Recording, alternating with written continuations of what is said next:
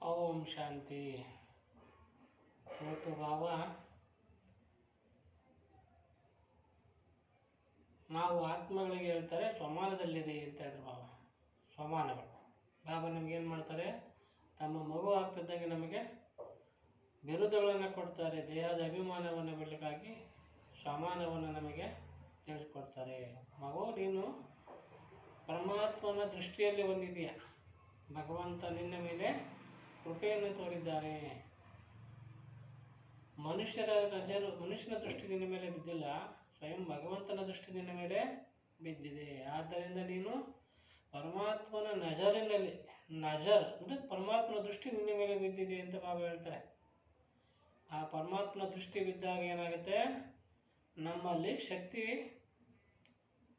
ಶಕ್ತಿಶಾಲಿ ಆಗ್ತೀವಿ ನಾವು. ಆದರೆ ಮನುಷ್ಯನ ದೃಷ್ಟಿ ಬಿದ್ದಾಗ ಏನಾಗ್ಬಿಡ್ತೀವಿ, ನಾವು ಶಕ್ತಿಹೀನರು, ನಿರ್ಬಲರಾಗ್ಬಿಡ್ತೀವಿ. ಆದರೆ ನಮ್ಮ ಮೇಲೆ ದೃಷ್ಟಿ ಯಾರು ಬಿದ್ದಿದೆ, ಸ್ವಯಂ ಪರಮಾತ್ಮನ ದೃಷ್ಟಿ ನಮ್ಮ ಮೇಲೆ ಬಿದ್ದಿದೆ. ಈಗ ಸ್ವಯಂ ಭಗವಂತ ಏನು ಮಾಡ್ತಿದ್ದಾನೆ, ನಮಗೆ ತಮ್ಮ ಮಗುವನ್ನಾಗಿ ದತ್ತು ತೆಗೆದುಕೊಳ್ತಾನೆ. ಭಕ್ತಿ ಮಾರ್ಗದಲ್ಲಿ ನಾವು ದೇವಸ್ಥಾನಕ್ಕೆ ಹೋಗಿ ಕರೆದ್ವಿ, ಅಪ್ಪ ಪರಮಾತ್ಮ ಬಾ, ಬಂದು ನಮ್ಮನ್ನು ರಕ್ಷಣೆ ಮಾಡು, ನಮ್ಮನ್ನು ಕರ್ಕೊಂಡು ಹೋಗು ಅಂತ ಕರೆದ್ವಿ. ಆದರೆ ಅಲ್ಲಿ ತಂದೆಯ ಪರಿಚಯ ಇರಲಿಲ್ಲ, ಸಂಬಂಧ ಇರಲಿಲ್ಲ. ಆದರೆ ಇಲ್ಲಿ ಭಗವಂತ ಬಂದು ಏನು ಮಾಡ್ತಾನೆ, ಸ್ವತಃ ಭಗವಂತನೇ ಬಂದು ನಮ್ಮನ್ನು ಸೆಲೆಕ್ಟ್ ಮಾಡಿಕೊಂಡು ತನ್ನ ಪರಿಚಯವನ್ನು ಕೊಡ್ತಾನೆ. ಮಗು, ನೀನು ಯಾರು, ಆತ್ಮ ಅಂದರೆ ಯಾರು, ನೀನು ಎಲ್ಲಿಂದ ಬಂದಿದ್ದೀಯಾ, ನೀನು ಯಾರ ಮಗು ಆಗಿದ್ದೀಯಾ, ನೀನು ಎಲ್ಲಿಗೆ ಹೋಗಬೇಕು, ನಿನ್ನ ಕರ್ತವ್ಯ ಏನು, ಎಲ್ಲ ಸ್ಮೃತಿಯನ್ನು ನಮಗೀಗ ತಿಳಿಸ್ಕೊಡ್ತಾರೆ. ತಂದೆಯ ಮಗುವಾಗಿ ನಮಗೇನು ಮಾಡ್ತಾನೆ, ಈಗ ಜ್ಞಾನ ಜನ್ಮವನ್ನು ಕೊಡ್ತಾನೆ. ನಾವು ದ್ವಿಜನ್ಮರು, ಈಗ ಬ್ರಾಹ್ಮಣರು. ನಾವೀಗ ಒಂದು ಶರೀರದಲ್ಲಿರ್ತಕ್ಕ ಇದ್ದುಕೊಂಡು ಎರಡು ಪಾತ್ರದ ಅಭಿನಯವನ್ನು ಮಾಡ್ತೀವಿ ನಾವೀಗ. ಬಾಬಾ ಹೇಳ್ತಾರಲ್ಲ, ನೀವೀಗ ಕಲಿಯುಗದಲ್ಲಿದ್ದೀರಾ ಮತ್ತು ಕಲಿಯುಗದಿಂದ ಮುಕ್ತರಾಗಿ ಸಂಗಮ ಯುಗದಲ್ಲಿದ್ದೀರಾ ಅಂತ ಹೇಳ್ತಾರೆ ಬಾಬಾ. ಅದು ನಿಮಗಷ್ಟೇ ಗೊತ್ತು, ಬೇರೆ ಯಾರಿಗೂ ಗೊತ್ತಿಲ್ಲ ಅಂತ ಬಾಬಾ ಹೇಳ್ತಾರೆ. ಹಾಗಿದ್ಮೇಲೆ ಕಲಿಯುಗದ ದೇಹ ಪ್ರಪಂಚದಲ್ಲಿದೆ, ನೀವು ಕಲಿಯುಗದಲ್ಲಿರಬೇಕು. ಆದರೆ ನೀವು ಆ ಸದಾಕಾಲ ಆತ್ಮಿಕ ಸ್ಮೃತಿಯಲ್ಲಿರ್ಬೇಕು ಅಂತ ಹೇಳ್ತಾರೆ ಬಾಬಾ. ಮೊದಲು ದೇಹ ಅಂತ ತಿಳ್ಕೊತಿದ್ವಿ, ನಾನು ಅಂದರೆ ದೇಹ, ನಾನು ಈ ದೇಹ ನಾನು ಅಂತ ತಿಳ್ಕೊತಿದ್ವಿ. ಬಾಬಾ ಹೇಳ್ತಾರೆ, ಈಗ ನಾನು ಬಂದು ನಿಮಗೇನು ಮಾಡ್ತೀನಿ, ಆತ್ಮದ ಪ್ರಜ್ಞೆಯನ್ನು ಕೊಡ್ತೀನಿ. ನೀನು ಆತ್ಮ ಹೊಂದಿದ್ದೀಯಾ, ನೀನು ಒಂದು ಆತ್ಮ ಇದ್ದೀಯಾ, ನೀನು ಅವಿನಾಶಿ ಇದ್ದೀಯಾ, ನೀನು ಆತ್ಮ ಈ ಶರೀರದಲ್ಲಿ ಅಣಿಯ ಮಧ್ಯದ ಬೃಕ್ಕುಟಿಯಲ್ಲಿ ವಾಸವಾಗಿದ್ದೀಯಾ ಅಂತ ಬಾಬಾ ತಿಳಿಸ್ಕೊಟ್ರು. ಆತ್ಮ ನೀನು ಪರಮಾತ್ಮನ ಮಗುವಾಗಿದ್ದೀಯಾ. ಪರಮಾತ್ಮನ ನಿನ್ನ ಕರೆದಿ ಭಕ್ತಿಯಲ್ಲಿ ಅಪ್ಪ ಅಂತ ಕರೆದಿ, ಆದರೆ ತಂದೆಯ ಸಂಬಂಧ ನಿನಗೆ ಗೊತ್ತಿರಲಿಲ್ಲ. ಈಗ ತಂದೆ ಬಂದು ಏನು ಮಾಡ್ತಾರೆ, ನಿನಗೆ ಸಂಬಂಧವನ್ನು ಕೊಟ್ಟು, ಆ ಸಂಬಂಧದ ಪರಿಚಯ ಕೊಟ್ಟು, ಅನುಭವ ಮಾಡಿಸಿ ಪ್ರಾಪ್ತಿಯನ್ನು ತಿಳಿಸ್ಕೊಡ್ತಾ ಇದ್ದಾರೆ.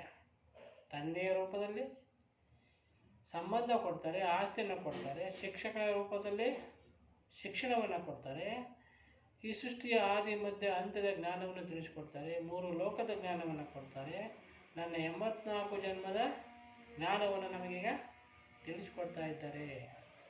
ಮತ್ತು ಸದ್ಗುರುವಾಗಿ ಏನು ಮಾಡ್ತಾರೆ, ಗತಿ ಸದ್ಗತಿ ಅಥವಾ ಮುಕ್ತಿ ಜೀವನ್ಮುಕ್ತಿಯನ್ನು ಕೊಡ್ತಾರೆ. ಅಂದರೆ ಈ ಪ್ರಪಂಚದಲ್ಲಿರುತ್ತಾ ಕರ್ಮವನ್ನು ಮಾಡ್ತಾ ಎಲ್ಲ ಕರ್ಮ ಬಂಧನಗಳಿಂದ ಮುಕ್ತರಾಗ್ತಕ್ಕಂಥ ಶಿಕ್ಷಣವನ್ನು ಕೊಟ್ಟು, ಶಕ್ತಿಯನ್ನು ಕೊಟ್ಟು ನಮಗೇನು ಮಾಡ್ತಾರೆ, ಅಂತಿಮದಲ್ಲಿ ಜೊತೆಯಲ್ಲಿ ಮನೆ ಕರ್ಕೊಂಡು ಹೋಗ್ತಾರೆ. 3 ಪಾತ್ರ, 3 in 1 ಪಾತ್ರ ಈಗ ಬಾಬಾ ನಮ್ಮ ಜೊತೆಗೆ ಅಭಿನಯಿಸ್ತಿದ್ದಾರೆ. ಅಂಥ ತಂದೆಯನ್ನೇ ಪಡೆದುಕೊಂಡಂಥ ನಾವು ಮಹಾನ್ ಭಾಗ್ಯಶಾಲಿಗಳು ಅಂತ ಬಾಬಾ ಹೇಳ್ತಾರೆ. ಈ ಪ್ರಪಂಚದ ಎಂತೆಂಥ ಸಾಧು ಸಂತರು, ಋಷಿ ಮುನಿಗಳಿಗೆ ಆಚಾರ್ಯರಿದ್ದಾರೆ, ಪ್ರೊಫೆಸರ್ ಇದ್ದಾರೆ, ಎಂತೆಂಥ ಮಹಾಮಂಡಲೇಶ್ವರರಿದ್ದಾರೆ. ಅವ್ರು ಯಾರಿಗೂ ಪರಮಾತ್ಮನ ಸತ್ಯವಾದ ಪರಿಚಯ ಇಲ್ಲ. ಆದರೆ ತಾವು ಸಾಧಾರಣರಾಗಿದ್ದೀರಿ ಪ್ರಪಂಚದ ಲೆಕ್ಕದಲ್ಲಿ. ಇವ್ರು ನೋಡ್ಲಿಕ್ಕೇನು ಬ್ರಹ್ಮಕುಮಾರಿಯರಂದರೆ ಒಂದು ಬಿಳಿ ಬಟ್ಟೆ ಹಾಕೊಂಡು ಹೋಗ್ತಾರೆ, ಇವ್ರು ಏನು ಹಿಂಗೆ ಅಂತ ಹೇಳ್ತಾರೆ. ಆದರೆ ತಾವು ಇಡೀ ಸೃಷ್ಟಿ, ಇಡೀ ಬ್ರಹ್ಮಾಂಡದ ರಚನೆಯನ್ನು ತಿಳ್ಕೊಂಡಿದ್ದೀರಿ. ಪರಮಾತ್ಮ ಎಲ್ಲಿದ್ದಾರೆ, ಪರಮಾತ್ಮನ ರಚನೆ ಏನು, ಪರಮಾತ್ಮನ ಯಾವಾಗ ಸೃಷ್ಟಿ ಬರ್ತಾರೆ, ಪರಮಾತ್ಮ ಬಂದು ಯಾವ ಕಾರ್ಯವನ್ನು ಮಾಡ್ತಾರೆ ಅಂತಕ್ಕದ್ದು ತಮಗೀಗ ತಿಳಿಸಿಕೊಟ್ಟಿದ್ದಾರೆ ಭಗವಂತನ ದೃಷ್ಟಿಯಲ್ಲಿ ನೀವೀಗ ಪಾಲನೆ ಪೋಷಣೆ ಆಗ್ತಾ ಇದ್ದೀರಾ. ಇದು ಒಂದು ಜನ್ಮದ ಭಾಗ್ಯ ನಿಮಗೆ 21 ಜನ್ಮಗಳವರೆಗೆ ಅಖಂಡ ಅಚ್ಚಲವಾದಂಥ ಪ್ರಾಪ್ತಿ ಪಡ್ಕೊಳ್ತೀರಾ. ಮತ್ತು ಈ ಸೃಷ್ಟಿ 5000 ವರ್ಷಕ್ಕೆ ಬೇಕಾಗುವಷ್ಟು ಪ್ರಾಪ್ತಿಯನ್ನು ಪಡ್ಕೊಳ್ತೀರಾ. ಇದು ಒಂದು ಸಂಗಮ ಯುಗದಲ್ಲಿ ನೀವು ತಂದೆಯನ್ನು ನೆನಪು ಮಾಡಿದ್ದೆ ಆದರೆ 5000 ವರ್ಷಕ್ಕೆ 84 ಜನ್ಮಗಳಿಗೆ ಸಾಕಾಗುವಷ್ಟು ಆಸ್ತಿಯನ್ನು ಪಡ್ಕೊಳ್ತೀರಿ ತಂದೆಯಿಂದ ಅಂತ ಹೇಳ್ತಾರೆ ಬಾಬಾ. ಅದಕ್ಕೆ ಭಕ್ತಿಯಲ್ಲಿ ಹೇಳಿದ್ರಲ್ಲ, ಮನುಷ್ಯ ಕೊಟ್ಟಿದ್ದು ಮನೆ ತನಕ, ದೇವರು ಕೊಟ್ಟಿದ್ದು ಕೊನೆ ತನಕ ಅಂತ ನಾವು ಭಕ್ತಿಯಲ್ಲಿ ಹೇಳಿದ್ವಿ. ಆದರೆ ಆ ಭಗವಂತ ಬಂದು ಯಾವಾಗ ನಮಗೆ ಆಸ್ತಿ ಕೊಡ್ತಾನೆ ಅಂತಕ್ಕದ್ದು ನಮಗೆ ಗೊತ್ತಿರಲಿಲ್ಲ. ಆದರೆ ಈಗ ಭಗವಂತ ಬಂದು ಏನು ಮಾಡ್ತಾರೆ, ನಮಗೆ ಆಸ್ತಿಯನ್ನು ಶಿಕ್ಷಕರ ರೂಪದಲ್ಲಿ, ತಂದೆಯ ರೂಪದಲ್ಲಿ, ಸದ್ಗುರುವಿನ ರೂಪದಲ್ಲಿ ಕೊಡ್ತಾರೆ. ಮೇಲೆ ಕೂತ್ಕೊಂಡು ಮಂತ್ರ ಮಾಡಿ ಯಾರಿಗೂ ಹಂಗೆ ಆಸ್ತಿ ಕೊಡೋಲ್ಲ. ನಾವೇನು ಮಾಡ್ಬಿಟ್ಟು ಭಕ್ತಿಯಲ್ಲಿ ಭಗವಂತ ಏನು ಬೇಕಾದ್ರೂ ಮಾಡ್ತಾನೆ, ಅವನು ಸತ್ತವ್ರನ್ನ ಬದುಕಿಸ್ಬೋದು, ಕಷ್ಟನವನೇ ಕೊಡ್ತಾನೆ, ದುಃಖನವನೇ ಕೊಡ್ತಾನೆ ಅಂತ ಹೇಳಿದ್ವಿ. ಆದರೆ ಬಾಬಾ ಹೇಳ್ತಾರೆ, ಈಗ ಯಾರಿಗೂ ಕಷ್ಟನೂ ಕೊಡೋಂಗಿಲ್ಲ, ಸುಖನೂ ಕೊಡೋಂಗಿಲ್ಲ, ಯಾರು ಸತ್ತರನ್ನು ಬದುಕಂಗಿಲ್ಲ, ಬದುಕ್ಸೋರ್ನು ಸಾಯಿಸಲ್ಲ ಅಂತ ಬಾಬಾ ಹೇಳ್ತಾರೆ. ಈಗ ನಾನು ಏನು ಮಾಡ್ತೀನಿ, ನಿಮಗೆ ತನ್ನ ಮಕ್ಕಳಿಗೆ ಇಡೀ ಬ್ರಹ್ಮಾಂಡದ ರಹಸ್ಯವನ್ನು ತಿಳಿಸ್ಕೊಡ್ತೀನಿ ಅಂತ ಹೇಳ್ತಾರೆ ಬಾಬಾ. ಈ ಸೃಷ್ಟಿ ನಾಟಕ ಅಂತಕ್ಕದ್ದು ನಿರಂತರವಾಗಿ ನಡೀತಾನೆ ಇರ್ತೈತಿ, ಯಾವತ್ತೂ ನಿಲ್ಲಂಗಿಲ್ಲ. ಸೆಕೆಂಡ್ ಆಗಿ ಏನಾಗ್ತಾ ಇರ್ತೈತೆ, ಪಾತ್ರ ಚೇಂಜ್ ಆಗ್ತಾ ಇರುತ್ತೆ. ಆದರೆ ನೀವು ಆತ್ಮಗಳು ಈ 84 ಜನ್ಮಗಳ ಕಾಲಚಕ್ರದಲ್ಲಿ ಪಾತ್ರ ಮಾಡಿ ಮಾಡಿ ಏನಾಗ್ತೀರಾ, ಸತೋಪ್ರಧಾನ ಆಗಿರ್ತಕ್ಕಂಥ ಪ್ರಪಂಚವನ್ನು ತಮೋಪ್ರಧಾನ ಪ್ರಪಂಚವನ್ನಾಗಿ ಮಾಡ್ತೀರಾ. ಬಾಬಾ ಹೇಳ್ತಾರೆ, ನೀವೇ ಒಂದು ಕಾಲದಲ್ಲಿ ಏನಾಗಿದ್ರಿ, ಈ ಸೃಷ್ಟಿಯ ಮಾಲೀಕರಾಗಿದ್ದೀರಿ. ಇಡೀ ವಿಶ್ವಕ್ಕೆ ಏನಾಗಿದೆ, ನೀವು ರಾಜಕುಮಾರಿಯರು, ದೇವತೆಗಳಾಗಿ ಪಾತ್ರ ಮಾಡಿದ್ದೀರಿ. ಎಷ್ಟು ಸತೋಪ್ರಧಾನ ಪ್ರಪಂಚವನ್ನು ನಾನು ನಿಮಗೆ ಸ್ಥಾಪನೆ ಮಾಡಿಕೊಟ್ಟು ಹೋಗಿದ್ದೆ. ಹಿಂದೆ 5000 ವರ್ಷಗಳ ಹಿಂದೆ ನೀವೆಲ್ಲ ಏನಾಗಿದ್ರಿ, ದೇವತೆಗಳಾಗಿದ್ದೀರಿ. ಆದರೆ ಕಾಲಚಕ್ರದಲ್ಲಿ ಪಾತ್ರ ಮಾಡ್ತಾ ಮಾಡ್ತಾ ನೀವು ಏನಾಗ್ಬಿಟ್ರಿ, ಈಗ ಸಂಪೂರ್ಣ ನಿಮ್ಮ ಗುಣಗಳನ್ನು, ಶಕ್ತಿಗಳನ್ನು ಕಳ್ಕೊಂಡು ಪೂರ್ಣ ಏನಾಗ್ಬಿಟ್ರಿ, ಈಗ ನಿರ್ಗತಿಕರಾಗಿದ್ದೀರಿ ಅಂತ ಹೇಳ್ತಾರೆ. ಕಲಾಹೀನರು, ಯಾವುದೇ ಕಲೆಗಳಿಲ್ಲ, ಯಾವುದೇ ಗುಣಗಳಿಲ್ಲ, ಯಾವುದೇ ಶಕ್ತಿಗಳಿಲ್ಲ. ಪಾತ್ರ ಮಾಡ್ತಾ ಮಾಡ್ತಾ ಆತ್ಮ ಏನಾಗಿತ್ತು, 16 ಕಲೆಗಳಿಂದ ಕೂಡಿರ್ತಕ್ಕಂಥ ಆತ್ಮ 14 ಕಲೆ ಪಾತ್ರ ಮಾಡುತ್ತೆ. ಅಲ್ಲಿಂದ ದ್ವಾಪರಕ್ಕೆ ಬರ್ತೀರ, ಅಲ್ಲಿ ಅರ್ಧ ಕಲೆ ಕಳ್ಕೊಂಡ್ಬಿಡ್ತೀರ. ಪುನಃ ದ್ವಾಪರ ಪಾಸ್ ಮಾಡಿ ಕಲಿಯುಗಕ್ಕೆ ಬರ್ತೀರ. ಅಲ್ಲಿ ಕಲಿಯುಗದಲ್ಲಿ ಬರ್ತಾ ತಮ್ಮಲ್ಲಿರ್ತಕ್ಕಂಥ ಗುಣಶಕ್ತಿಗಳನ್ನ ಕಳ್ಕೊಂಡು ಏನಾಗ್ಬಿಡ್ತೀರ, ಫುಲ್ಲು ಸಂಪೂರ್ಣ ತಮೋಪ್ರಧಾನ ಆಗಿಬಿಡ್ತೀರಾ ಅಂತ ಹೇಳ್ತಾರೆ. ಯಾವಾಗ ಸಂಪೂರ್ಣ ತಮೋಪ್ರಧಾನ ಆಗ್ತೀರಿ, ದುಃಖ ಜಾಸ್ತಿ ಆಗುತ್ತೆ, ಅಶಾಂತಿ ಜಾಸ್ತಿ ಆಗುತ್ತೆ, ಮನೋವಿಕಾರಗಳಿಗೆ ವಶೀಭೂತರಾಗಿ ಪರಮಾತ್ಮನನ್ನು ಕರೀತೀರಾ, ದೇವಸ್ಥಾನಕ್ಕೆ ಹೋಗ್ತೀರಾ. ಆವಾಗ ಕೊನೆಗೆ ಏನಾಗುತ್ತೆ, ಭಗವಂತ ಸಾಕಪ್ಪ, ಈ ಸಂಸಾರ ಸಾಕು, ಹೆಂಡತಿ ಸಾಕು, ಈ ಮಕ್ಕಳು ಸಾಕು ಅಂತೇಳಿ ಏನು ಮಾಡ್ತೀರ, ಭಗವಂತನಿಗೆ ಮೊರೆ ಇಡ್ತೀರ. ಭಗವಂತನ ಮೊರೆ, ನಿಮ್ಮ ಮೊರೆ ಭಗವಂತನಿಗೆ ಏನಾಗುತ್ತೆ, ಕೇಳಿಸುತ್ತೆ. ಕೇಳಿಸಿದಾಗ ಭಗವಂತ ಬಂದು ಏನು ಮಾಡ್ತಾರೆ, ಈ ಸೃಷ್ಟಿಗೆ ಬಂದುಬಿಟ್ಟಿದ್ದಾರೆ. ಬಂದು ನಿಮಗೇನು ಮಾಡ್ತಾರೆ, ಈ ದುಃಖದಿಂದ ಮುಕ್ತರಾಗಲಿಕ್ಕೆ ಏನು ಮಾಡ್ತಾರೆ, ಜ್ಞಾನವನ್ನು ತಿಳಿಸ್ಕೊಡ್ತಾರೆ ಅಂತ ಹೇಳ್ತಾರೆ. ಈ ಜ್ಞಾನ ಕೇಳ್ತಾ ನಾವೆಲ್ಲ ಆತ್ಮಗಳು ಏನಾಗ್ಬಿಡ್ತೀವಿ, ಸತೋಪ್ರಧಾನರಾಗಿರ್ತಕ್ಕಂಥ ಆತ್ಮಗಳು ತಮೋಪ್ರಧಾನ ಆಗಿಬಿಟ್ಟಿದ್ದೀವಿ. ಪುನಃ ಮತ್ತೀಗ ತಮೋಪ್ರಧಾನರಿಂದ ಸತೋಪ್ರಧಾನ ಆಗಬೇಕಾಗಿದೆ ಅಂತ ಬಾಬಾ ಹೇಳ್ತಾರೆ. ಬಾಬಾ ಈ ಸಂಗಮ ಯುಗದಲ್ಲಿ ಇಡೀ ವಿಶ್ವದ ಎಲ್ಲ 850-900 ಕೋಟಿ ಆತ್ಮಗಳಿಗೆ ಇನ್ವೈಟ್ ಮಾಡ್ತಾರೆ.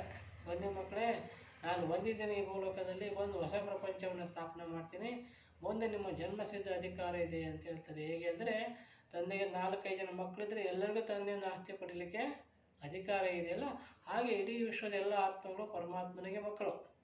ಆ ಪರಮಾತ್ಮ ತನ್ನ ಮಕ್ಕಳು ಬಂದು ತನ್ನನ್ನು ಅರ್ಥ ಮಾಡಿಕೊಂಡು, ನನ್ನ ಪರಿಚಯ ತೆಗೆದುಕೊಂಡು, ನನ್ನ ನೆನಪು ಮಾಡಿ ಆಸ್ತಿಯನ್ನು ಪಡೀಲಿ ಅಂತ ಭಗವಂತ ಏನು ಮಾಡ್ತಾನೆ, ಎಲ್ಲ ಮಕ್ಕಳಿಗೆ ಏನು ಮಾಡ್ತಾನೆ, ತನ್ನ ಸಂದೇಶವನ್ನು ತಿಳಿಸ್ತಾರೆ.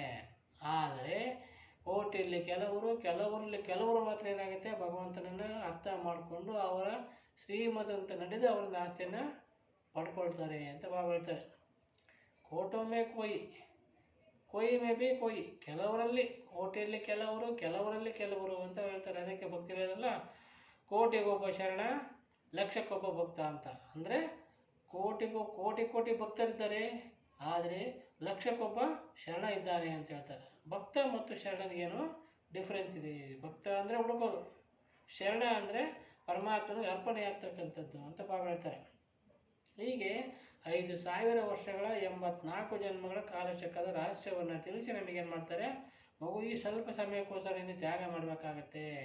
ಏನು ತ್ಯಾಗ ಮಾಡಬೇಕು, ಸಂಸಾರ ತ್ಯಾಗ ಮಾಡೋದಿಲ್ಲ, ಮನೆ ಬಿಡೋದಿಲ್ಲ, ಉದ್ಯೋಗ ಬಿಡಬೇಡಿ, ಎಲ್ಲವನ್ನು ನಿಭಾಯಿಸುತ್ತಾ ನನ್ನನ್ನು ನೆನಪು ಮಾಡಿ, ನಿಮಗೆ ದುಃಖ ಕೊಡ್ತಕ್ಕಂಥ ವಿಚಾರಗಳನ್ನು, ಸಂಕಲ್ಪಗಳನ್ನು ಬಿಟ್ಟು ಬಿಡಿ ಅಂತ ಬಾಬಾ ಹೇಳ್ತಾರೆ. ಎಷ್ಟೆಷ್ಟು ನೀವು ಪರಮಾತ್ಮನ ನೆನಪು ಮಾಡ್ತಾ ಹೋಗ್ತೀರಿ, ನಿಮ್ಮಲ್ಲಿ ಅಷ್ಟೊಂದು ಸತೋಪ್ರಧಾನತೆ ಪ್ರಾಪ್ತಿಯಾಗುತ್ತೆ ಮತ್ತು ಪರಮಾತ್ಮನ ಶಕ್ತಿಗಳು ಪ್ರಾಪ್ತಿಯಾಗುತ್ತೆ. ಅಪಾರ ಖುಷಿ ಆಗುತ್ತೆ ನಿಮಗೆ. ಹೌದಲ್ಲ, ನಾವೆಷ್ಟು ಅಜ್ಞಾನಿಗಳಾಗಿದ್ವಿ ಭಕ್ತಿ ಮಾರ್ಗದಲ್ಲಿ ಅಂತ. ಈ ಸಮಯದಲ್ಲಿ ಭಗವಂತ ಬಂದು ಏನು ಮಾಡ್ತಾರೆ, ನಮಗೆ ಜ್ಞಾನದ ಅರಿವಿನ ಕಣ್ಣನ್ನೇ ತೆರೀತಾರೆ. ಅದಕ್ಕೆ ಮೂರನೇ ಕಣ್ಣು ಅಂತ ಕರೀತಾರೆ. ಈ ಮೂರನೇ ಕಣ್ಣನ್ನೇ ತೆರೆದಾಗ ಮನುಷ್ಯನಲ್ಲಿರ್ತಕ್ಕಂಥ ಅಜ್ಞಾನಂಧಕಾರ ದೂರ ಆಗುತ್ತೆ ಅಂತ ಹೇಳ್ತೀವಿ. ಅದನ್ನೇ ಭಕ್ತಿಯಲ್ಲಿ ಶಂಕರನಿಗೆ ಮೂರನೇ ಕಣ್ಣನ್ನು ತೋರಿಸ್ಬಿಟ್ಟಿದ್ದಾರೆ.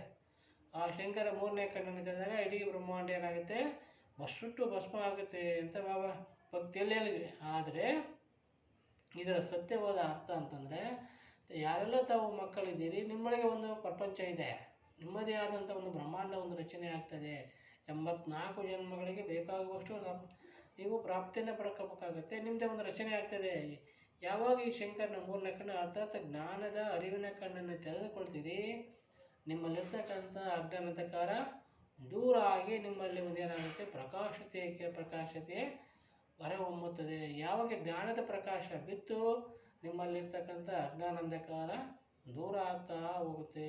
ಕತ್ಲನ್ನು ಓಡಿಸ್ಲಿಕ್ಕೆ ದೀಪ ಹಚ್ಚಿದ್ರೆ ಸಾಕು, ನೀವು ಕತ್ಲನ್ನು ಓಡಿಸ್ತಕ್ಕಂಥ ಅವಶ್ಯಕತೆ ಇರೋದಿಲ್ಲ. ಯಾವಾಗ ದೀಪ ಹಚ್ಚಿತೀರಿ ಹಾಗೆ ಆಟೋಮೆಟಿಕ್ಕಾಗಿ ಕತ್ತಲು ದೂರ ಆಗ್ತಾ ಹೋಗುತ್ತೆ. ಹಾಗೆ ಎಷ್ಟೆಷ್ಟು ನಾನು ಯಾರು, ಪರಮಾತ್ಮ ಯಾರು, ನನ್ನ ಆತ್ಮಜ್ಞಾನ ಮತ್ತು ಪರಮಾತ್ಮ ಜ್ಞಾನ ಯಾವಾಗ ನಿಮಗೆ ಸ್ಪಷ್ಟವಾಗಿ ಅರ್ಥ ಆಗ್ತಾ ಹೋಗುತ್ತೆ, ನಮ್ಮಲ್ಲಿ ಪ್ರಕಾಶತೆಯನ್ನು ಬರ್ತಾ ಹೋಗುತ್ತೆ. ಅಜ್ಞಾನಂಧಕಾರ ದೂರ ಆಗಿ ನಮ್ಮಲ್ಲಿ ಸತ್ಯತೆಯ ಹೊಳಪು ಬರ್ತಾ ಹೋಗುತ್ತೆ ಅಂತ ಬಾಬಾ ಹೇಳ್ತಾರೆ. ಓಂ ಶಾಂತಿ.